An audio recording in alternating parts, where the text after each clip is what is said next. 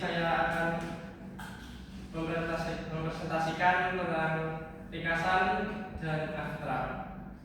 Sebelum saya memulainya, izinkan kami memperkenalkan diri terlebih dahulu.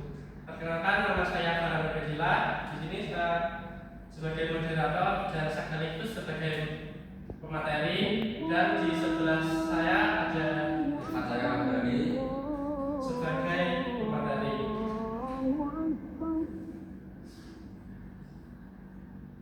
Selanjutnya kita akan memasuki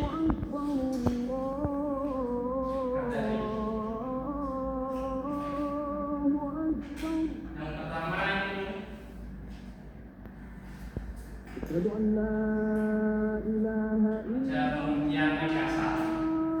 Ringkasan adalah versi singkat dari sebuah tulisan yang mempertahankan struktur dasar dari teks aslinya. Selanjutnya itu ada ciri-ciri ringkasan. Yang pertama itu ada singkat dan padat.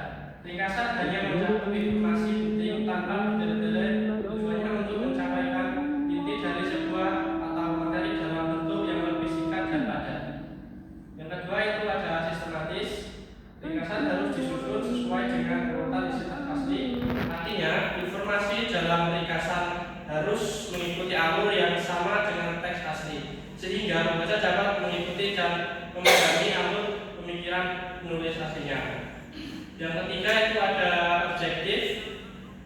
Ringkasan harus disajikan secara objektif tanpa menyisipkan pendapat atau informasi pribadi. Fokusnya adalah pada penyampaian informasi sebagaimana adanya dalam teks asli. Selanjutnya yang keempat itu ada menggunakan kata-kata sendiri.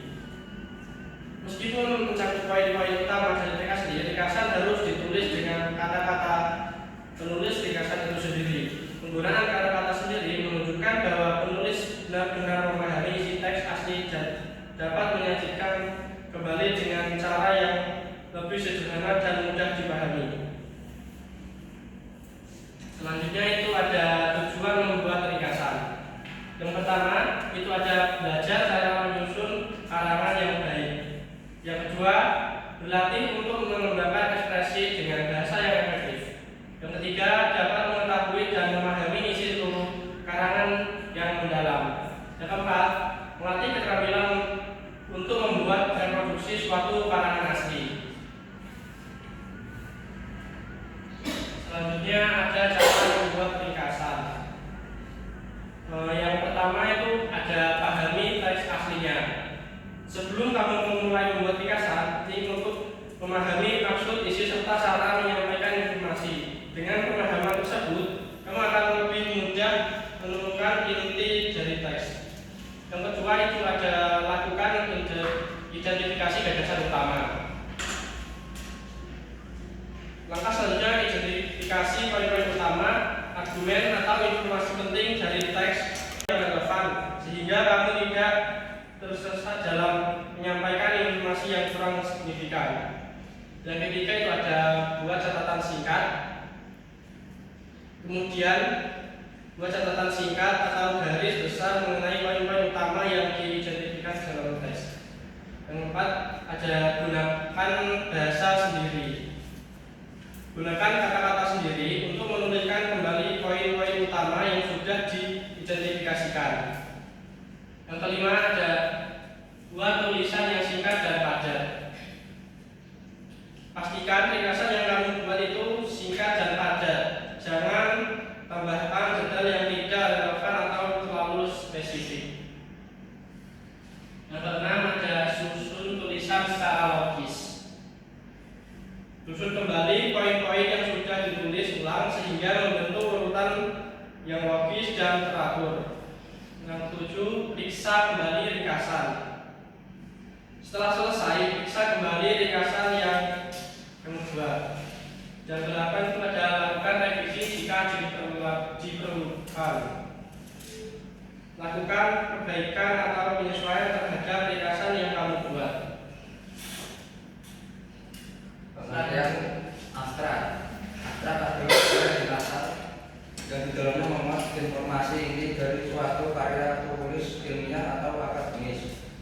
juga sering melihat abstrak dalam skripsi, tesis, disertai makalah ataupun di dalam buku. Ciri-ciri abstrak. Yang pertama, abstrak bersifat menyeluruh dan mewakili keseluruhan judul. Yang kedua, abstrak menggunakan kalimat pasif dalam bahasa Indonesia maupun bahasa Inggris. Yang ketiga, terletak di awal sebagai penyedia informasi dari karya ilmiah. Isi abstrak terdiri dari 250 sampai 400 kata atau orang. Yang keempat, tidak mengandung keputusan singkat, ilustrasi, grafik, dan tabel. Yang kelima, beberapa abstrak tercantum kata-kata kunci mengidentifikasi karya ilmiah. Tujuan membuat abstrak. Tujuan abstrak adalah sebagai gambaran singkat yang dituliskan oleh penulis tentang isi karya tulis pada pembacanya.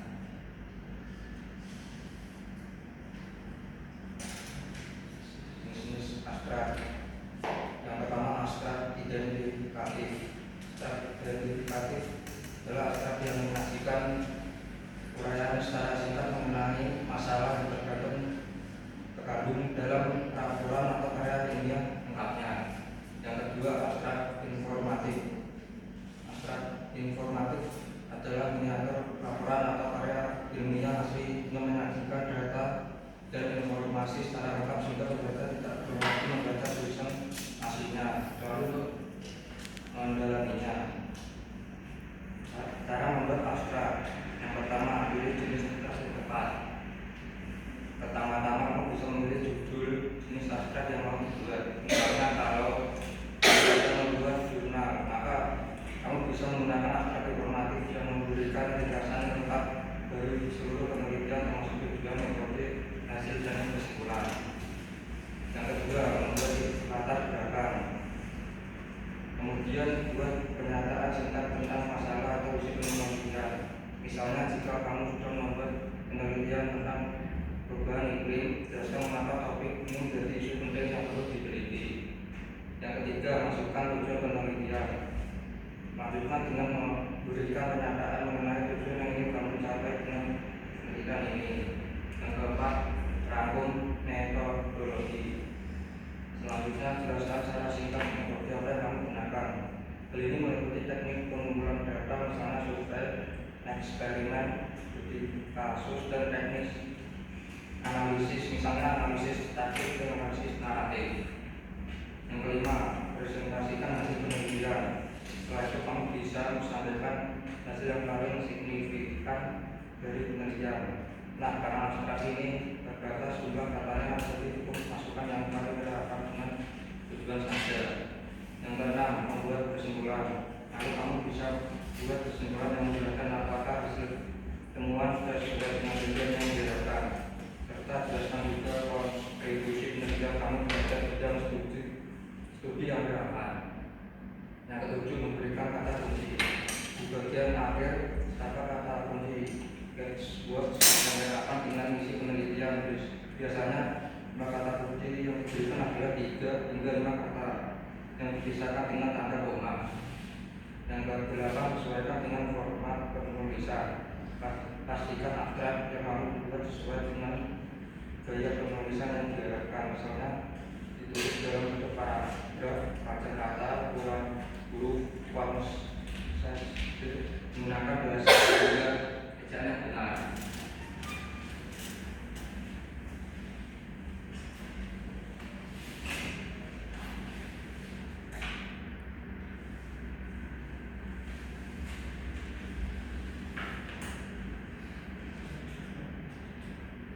Contoh abstrak, macam kayak setelah abstrak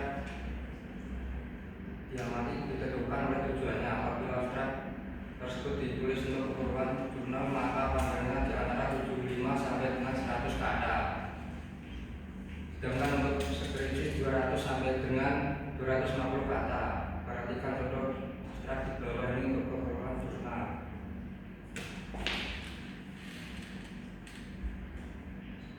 Abstrak, sistem informasi juga.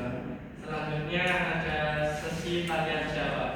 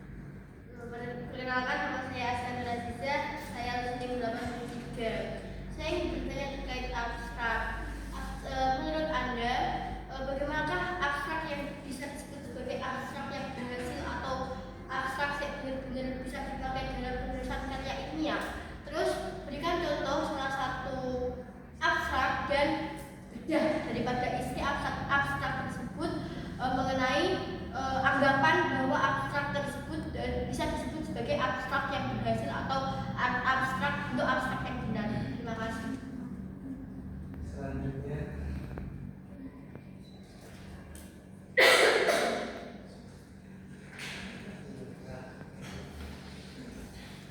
Sebelumnya, perkenalkan nama saya Yunita Sakitri, ilmunya 44.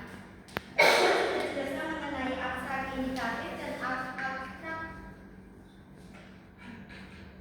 informatif. Nah, apa perbedaan dan kesamaan abstrak indikatif dan abstrak informatif, dan berikan contoh dari setiap abstrak tersebut.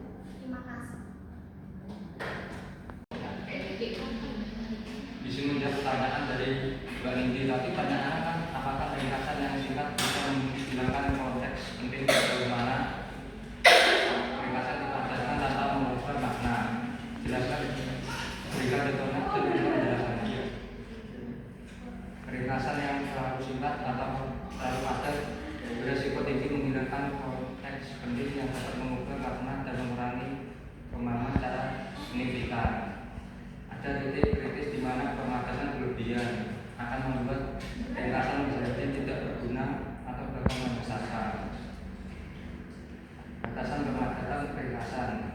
Batas sejauh mana ringkasan dapat dipadatkan tanpa mengubah makna terletak pada kemampuan ringkasan untuk mempertahankan inti dari argumen utama dan hubungan kausal sebab akibat yang esensial dari teks aslinya. Konteks penting yang hilang biasanya meliputi yang pertama hubungan kausal, mengapa sesuatu terjadi. Yang kedua kualifikasi atau batasan, kondisi di mana suatu pernyataan berlaku. Yang ketiga detail kritis, angka, nama atau latar belakang yang membedakan satu ide dengan ide lain.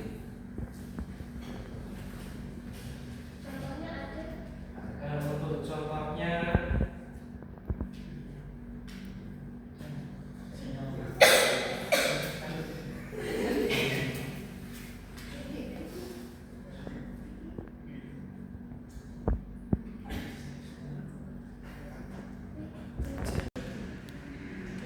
Di sini menjawab pertanyaan dari Mbak Nindi. Untuk interpretasinya, penelitian ini menguji efek pemberian pelarutan gula berlebih arah dengan 50% dari total asupan harian pada 50 ekor tikus selama 12 minggu. Hasilnya menunjukkan bahwa tikus yang diberi rawatan belum mengalami peningkatan berat badan signifikan rata-rata 15%. Hanya jika mereka juga diberi makanan tinggi lemak. Tikus yang diberi gula tanpa makanan tinggi lemak tidak menunjukkan program berat badan yang substansial. Dengan demikian, peningkatan berat badan pada kondisi ini memerlukan kombinasi gula berlebihan dan diet tinggi lemak. Contoh ringkasan singkat mengatakan hubungan kausal langsung gula berat badan naik.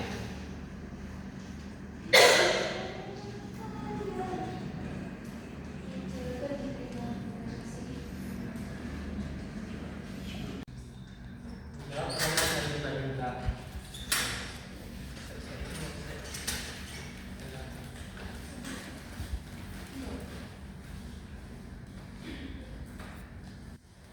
Jawab pertanyaan dari Mbak Yunita. Apa perbedaan dari abstrak indikatif dan informatif? Serta berikan contohnya masing-masing. Untuk perbedaan utama antara abstrak indikatif dan informatif terletak pada kelengkapan informasi yang disampaikan, terutama terkait hasil kesimpulannya. Abstrak indikatif juga dikenal sebagai abstrak deskriptif, berfungsi sebagai peta jalan singkat dari sebuah karya tulis. Selanjutnya ada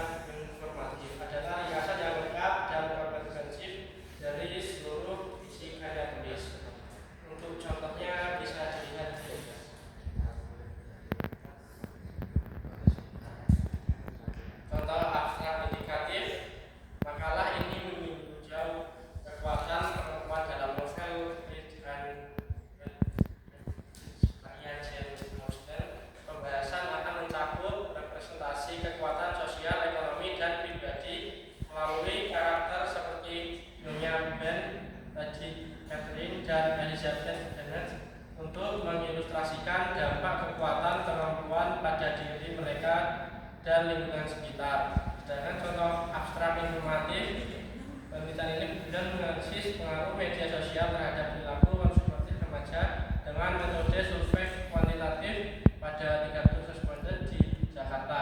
Hasil menunjukkan adanya korelasi positif antara intensitas penggunaan media sosial dengan perilaku konsumtif.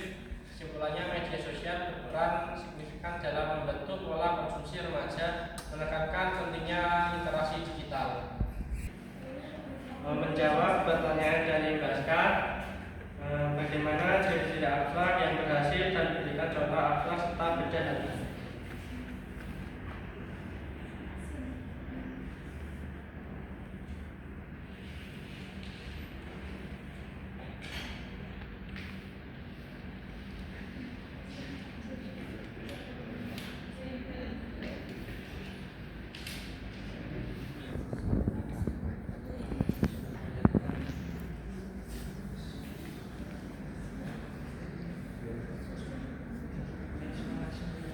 Jawab pertanyaan dari Mbak Ska, bagaimana ciri-ciri abstrak yang berhasil dan berikan contoh abstrak serta beda satu.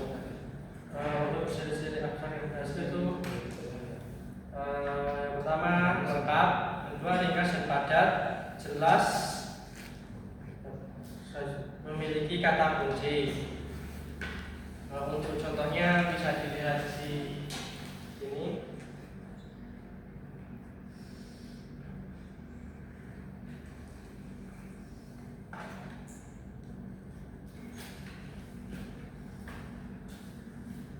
Untuk bagian yang pertama itu sistem informasi penjualan menyediakan informasi untuk menangani penjualan produk jasa, dihasilkan perusahaan pelayanan penjualan menjadi sangat penting ketika persaingan antara perusahaan semakin ketat. Karena itu pengembangan sistem informasi penjualan untuk memudahkan pelayanan kepada konsumen terus dikembangkan. Yang merupakan bagian satu yaitu latar belakang. Analisis tulis menjelaskan konteks umum tentang pentingnya sistem penjualan. Selanjutnya di bagian 2 itu tujuan dan manfaat, mulai pengembangan sistem informasi penjualan berbasis web memberikan kemudahan bagi perusahaan dalam layanan penjualan yang online secara terus-menerus. Media web juga mampu jadi informasi perusahaan untuk mencapai tujuan strategis perusahaan. Penjualan media web mempunyai jangkauan umum dan luas. Selain itu, informasi yang dihasilkan dapat dihasilkan secara detail dan update. Yaitu menjelaskan mengapa memilih basis web keunggulan, jangkauan luas dan update. Selanjutnya di bagian 3 metode. Analisis proses didasarkan pada tinjauan terhadap sistem penjualan yang digunakan perusahaan dan digambarkan dengan IJS untuk menggambarkan hubungan antara entitas dalam sistem informasi penjualan. Perancangan fisik sistem informasi penjualan ini menggunakan bahasa pemrograman PHP dan database.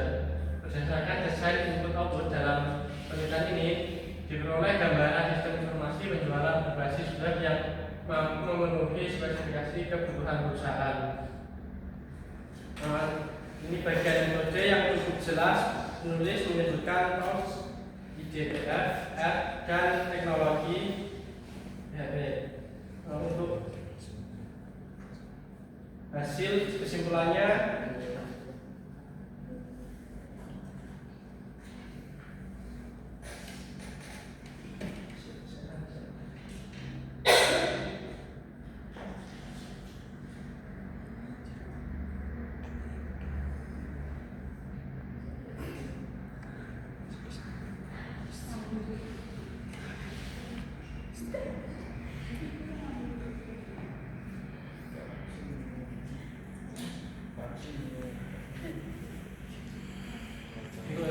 hasil dan kesimpulannya berdasarkan desain input output dalam penelitian ini diperoleh gambaran sistem informasi penjualan berbasis web yang mampu memenuhi spesifikasi kebutuhan perusahaan. Penulis mengklaim sistem berhasil.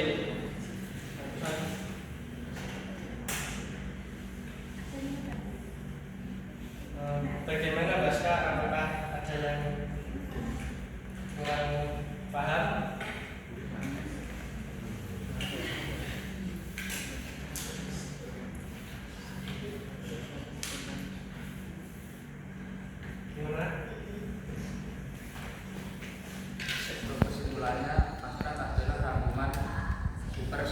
awal. Tulisan yang berisi latar belakang, tujuan, metode, hasil dan kesimpulan penelitian untuk memberi gambaran utuh dalam satu paragraf. Ringkasan adalah penyajian kembali isi tulisan secara lebih pendek dan padat sambil tetap mempertahankan urutan aslinya. Sedangkan kesimpulan adalah bagian penutup di akhir tulisan yang berisi pernyataan akhir, jawaban atas pertanyaan penelitian dan implikasi berdasarkan temuan, bukan sekedar mengulang isi. Sekian